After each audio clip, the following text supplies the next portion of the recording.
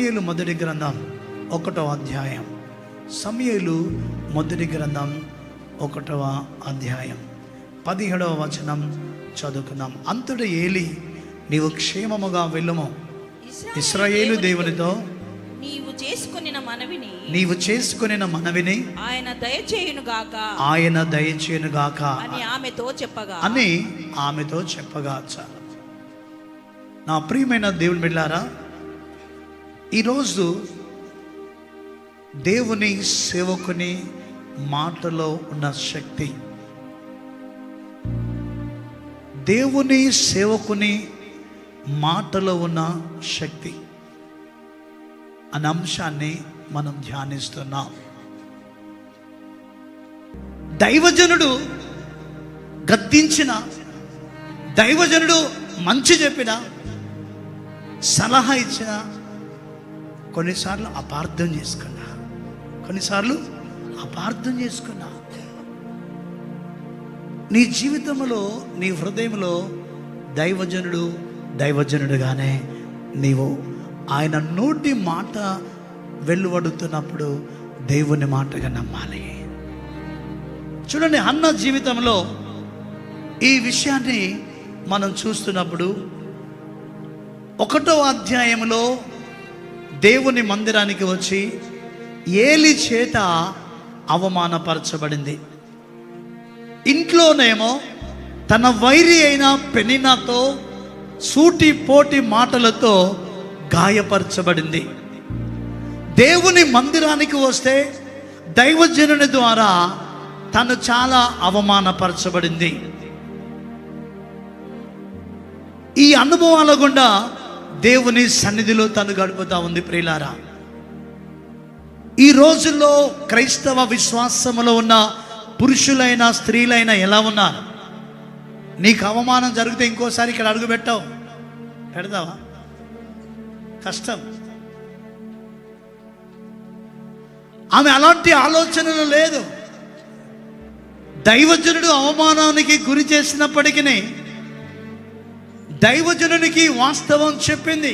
అయ్యా, నేను అట్లా లేను, నువ్వు అనుకున్నట్లు లేనయ్యా, నేను నా దేవుని సన్నిధిలో నేను నా హృదయాన్ని కృమరించుకొనుచున్నానయ్యా, ప్రార్థన చేస్తున్నానని వాస్తవము చెప్పిందాన్ని, క్లారిటీ ఇచ్చింది.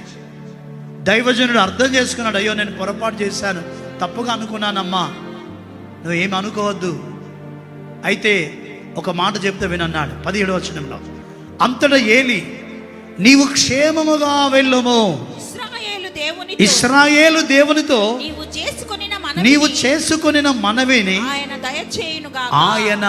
దయచేయును గాక. చప్పట్లు కొట్టారు గట్టి, అందరూ చప్పట్లు. జస్ట్ దైవజనుడు నోటితో పలుకుచున్నాడు, ఇశ్రాయేలు దేవుడు నీవు చేసుకొనిన మనవి ప్రకారముగా నీకు దయచేయునుగాక.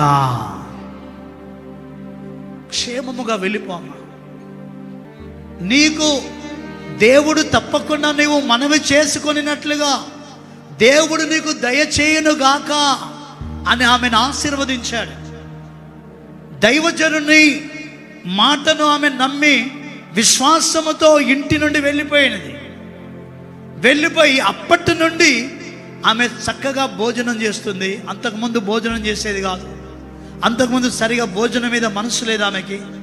ఎప్పుడు కూడా మనోవిచారణ, ఎప్పుడు వేదనలు, ఈ గర్భము ఎప్పుడు పండుతుందా, ఎప్పుడు నేను తల్లినవుతానా, దేవుడు నాకు ఎప్పుడు గర్భఫలం ఇస్తాడని ఎప్పుడు కూడా దుఃఖముతో, ఏడుపుతో, కన్నీళ్లతోనే ఆమె జీవితం కొనసాగుతుంది. నా ప్రియమైన దేవుని బిడ్డలారా, ఒకరు గుర్తుపెట్టుకోండి, నీ జీవితం కన్నీళ్లతో, దుఃఖముతో, వేదనతో కొనసాగుతున్నట్లుగా ఉండొచ్చు, కానీ నువ్వు నమ్ము, దేవుని మందిరానికి వస్తే నీ దుఃఖం ఆగిపోవునుగాక, నీ యొక్క వేడుపు ఆగిపోవునుగాక, నీ సమస్యలు దూరమైపోవునుగాక, నీకున్న ప్రాబ్లమ్స్ యేసు నామములో అవి నిన్ను విడిచి వెళ్ళిపోవునుగాక. ఎందుకంటే దేవుని మందిరంలోనే ఉన్నావు, దేవుని సన్నిధికి వస్తున్నావు, దేవుని పాదాల చెంత గడుపుచున్నావు. అయితే నువ్వు అన్నావలే నీ యొక్క విశ్వాసములో దేవుని సన్నిధిలో నీవు దేవుని మందిరానికి వస్తే దేవుని మందిరంలోనికి వెళ్ళి నేను ఆశీర్వదించబడతానని విశ్వాసముతో రా. దైవజనుని నోటి నుండి వచ్చే ప్రతి మాట అది నా జీవితంలో జరుగుతుందని విశ్వాసముతో ఆ మాటలు రిసీవ్ చేసుకో. మూడవది, మందిరానికి వస్తే నీ శరీరము, నీ ప్రాణం, ఆత్మను దేవునికి అర్పించు. అప్పుడు నువ్వు ఆశీర్వదించబడతావు. నీ దుఃఖము కొట్టివేయబడుతుంది. దేవుని సేవకుడు చెప్పిన తర్వాత ఇక ఆమె ఏడుపు అనేది లేదు ఆమె జీవితంలో.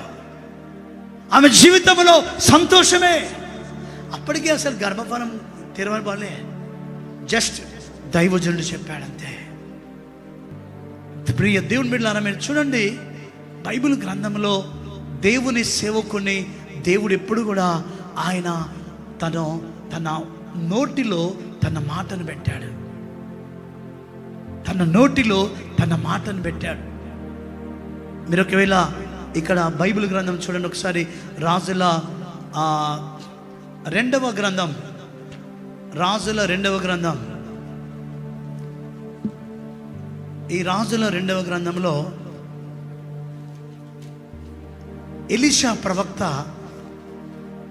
ఆయన షునేమి పట్టణానికి వెళ్ళినప్పుడు 4వ అధ్యాయము 8వ వచనం.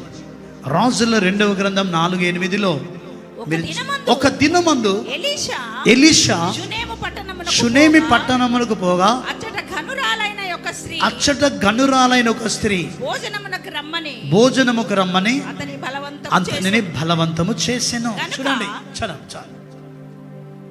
ఇక్కడ ఒక గనురాలు, షునేమి పట్టణములో ఉన్న ఒక గనురాలు అని వ్రాయబడింది. ఆమె యొక్క పొజిషన్ కూడా పరిశుద్ధాత్ముడు తెలియపరుస్తున్నాడు. అంటే ఎంత గనురాలైనా దైవజనుడు అంటే ఆమెకున్న ఆ మర్యాద ఎక్కడి నుంచి వచ్చిందంటే ఆమె దేవుని యందు భయభక్తులు కలిగి ఉంది కనుక. దేవుని యందు భయభక్తులు కలిగి ఉన్నప్పుడు దైవజనుడు అంటే గౌరవం ఉంటుంది, మర్యాద ఉంటుంది. ఈ స్త్రీలో ఆ ఘనమైన స్థితిలో ఉన్నప్పటికీ ఆ దైవజనుడు అంటే ఆమెకి ఒక మర్యాద, గౌరవం ఇచ్చి ఆయనను మా ఇంటికి చేర్చుకొని ఆయనకు ఆతిథ్యం ఇవ్వాలి అని అనుకుంది. ఆయన వెళ్ళిపోయాడు వాళ్ళ ఇంటికి వెళ్ళిపోయాడు. వాళ్ళ ఇంటికి వెళ్ళిపోయిన తర్వాత దైవజనుడు కొన్నిసార్లు మనం ఎంత పిలిచినా రాకపోతే నడిపింపు లేనట్టే. ఇది గుర్తుపెట్టుకోవాలి. అంటే ఏదో ప్రాబ్లం, నడిపింపు లేదు. ఎందుకంటే మీరు ఇదే రాజుల 1వ గ్రంథం 13వ అధ్యాయం, ఈ 13వ అధ్యాయం తర్వాత మనం పూర్తిగా ధ్యానించుదాం. కానీ ఇప్పుడు ఒక్క మాట మనం చదువుకుందాం. 8వ వచనం, రాజుల 1వ గ్రంథం 13:8. దైవజనుడు రాజుతో ఇట్లా నేను నీ ఇంటిలో సగము నీవు నాకిచ్చినను నీతో కూడా నేను లోపలికి రాను. చాలు. ఇంకా ఈ స్థలమందు నేను అన్నపానములు పుచ్చుకొనను. చాలు. ఇప్పుడు ఈయన పిలిచినది ఎవరు? ఆర్డినరీ పర్సన్ కాదు. ఎవరు? రాజు యరొబాము. అనే రాజు ఒక దైవ సేవకుణ్ణి తన ఇంటికి రమ్మని ఆహ్వానిస్తున్నాడు. కానీ దైవజనుడు ఏమంటున్నాడు? నీ ఆస్తిలో సగం ఇచ్చిన, ఇంటిలో సగం ఇచ్చిన నేను ఇంటికి రాను. నీ ఇంటికి రాను. ఇంటికి వచ్చి భోజనం చేయమంటున్నావా? అసలు అంతకు రాను. భోజనం నీ ఇంట్లో భోజనం చేయను. మరి రావచ్చు కదండి, పాపం అంత ప్రేమతో పిలుస్తున్నాడంటే అంతే. అది దేవుని యొక్క నడిపింపు లేదు. దేవుని యొక్క నడిపింపు లేదు. ఎందుకు లేదు? సమస్య ఏంటి అంటే ఆ దైవజనునికి పరిశుద్ధాత్ముడు అన్ని బయలుపరుస్తూ ఉంటాడు. ఈ రాజుకు దైవజనులంటే అసలు గౌరవమే లేదు. యరొబాముకి దైవజనుడు అంటే గౌరవమే లేదు.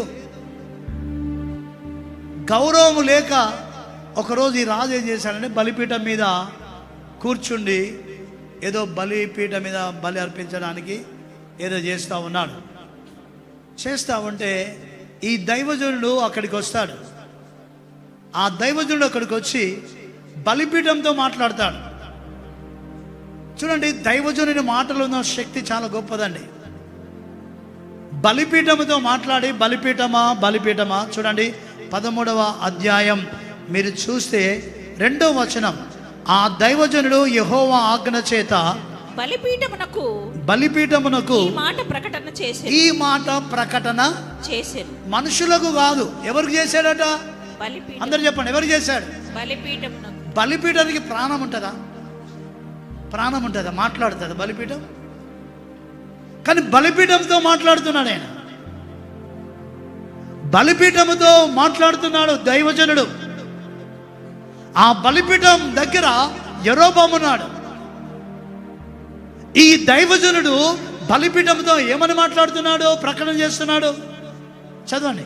బలిపీఠమా యెహోవా సెలవిచ్చినదేమనగా దావీదు సంతతిలో యోషియాను ఒక శిశువు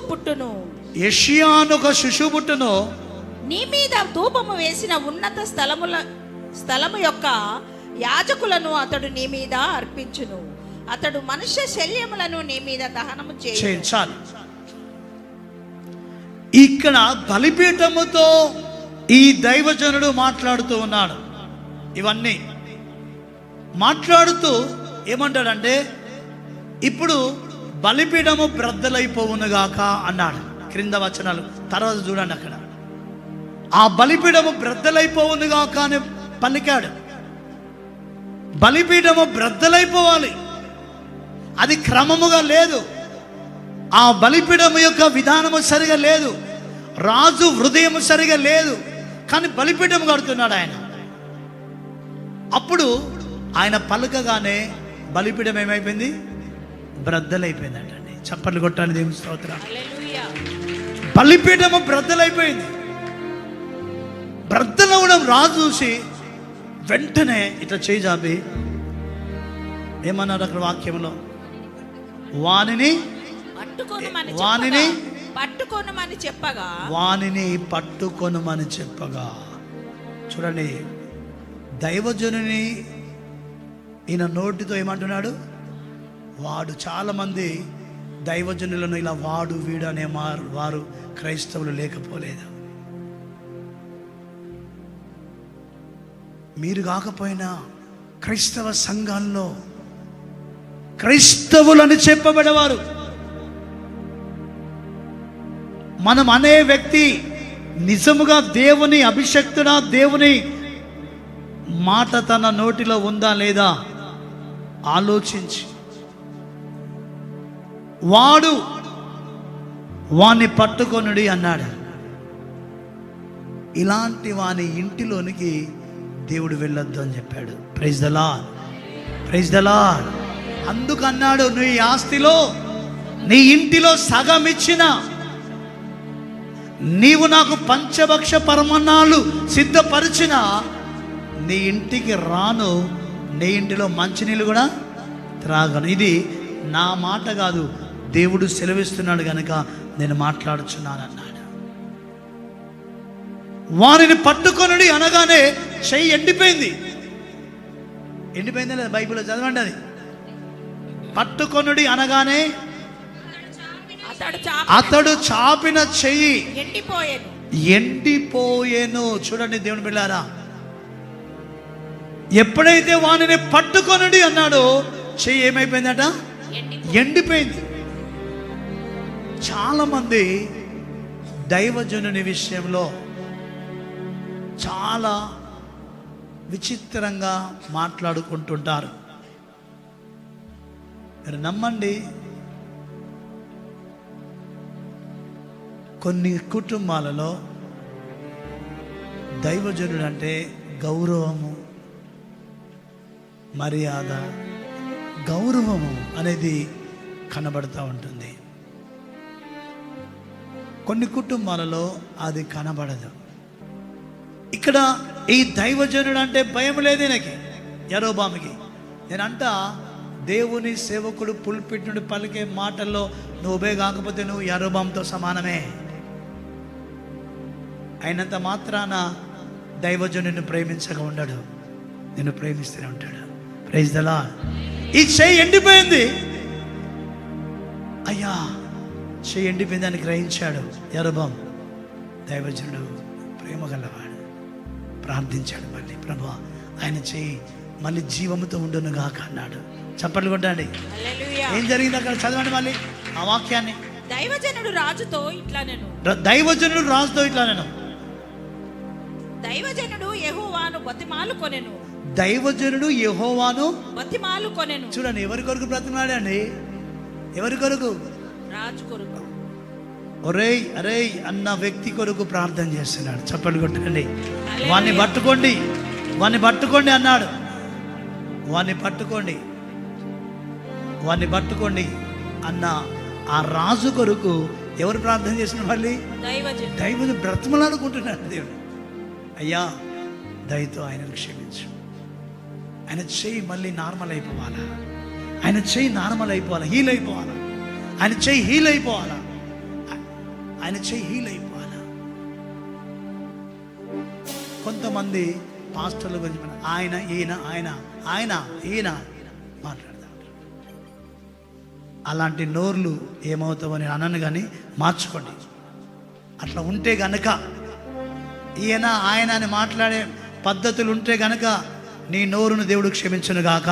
ఆమేన్.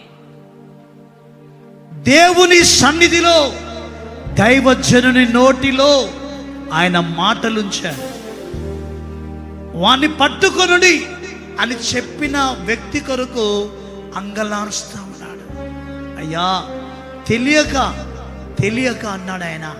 క్షమించు ప్రభువా, క్షమించు, ఒక్కసారి నా ప్రార్థన ఆలకించు, నా మనవి ఆలకించు, నా మొరకు చెవియగు ప్రభువా.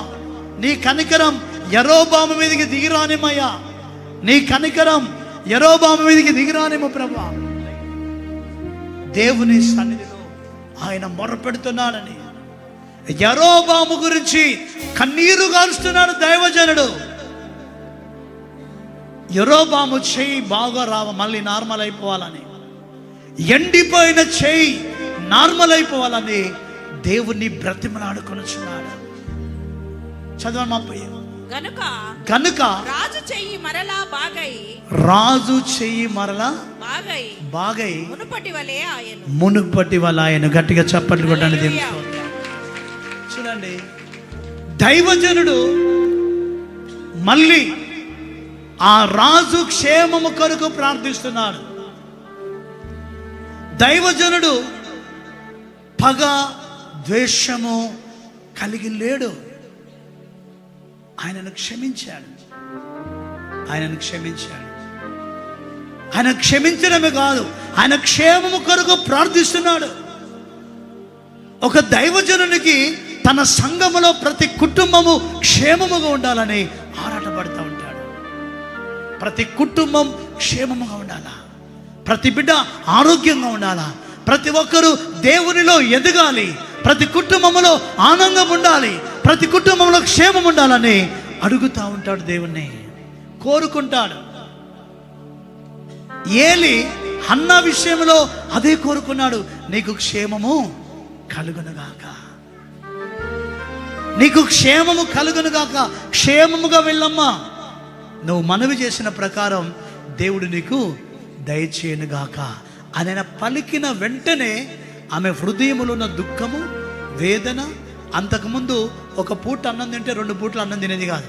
ఎందుకంటే పెనిన వలన ఆమె పడే బాధ, అవమానం, నిందలు అవన్నీ కూడా భయంకరముగా ఆలోచిస్తూ విచారిస్తూ మనోచింతగలదై ఆమె ఎంతో వేదనకు గురైపోయి అన్నం కూడా తినకుండా భర్త ఎంత బ్రతిమలాడినా ఆయన అంటాడు. మీరు బైబిల్లో చూడండి, 1వ అధ్యాయంలో, ఏంటమ్మా అన్నం తినమ్మా నేనున్నా కదా, నువ్వు ఎందుకు బాధపడుతున్నావు అంటే కూడా వినలేదు ఆమె.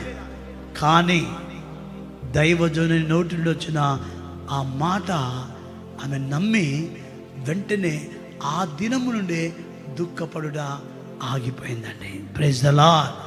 చప్పట్లు కొట్టండి గట్టిగా. ఆ దినము నుండి దుఃఖం ఆగిపోయిందట. ఆ దినం నుండి ఏడుపు ఆగిపోయింది.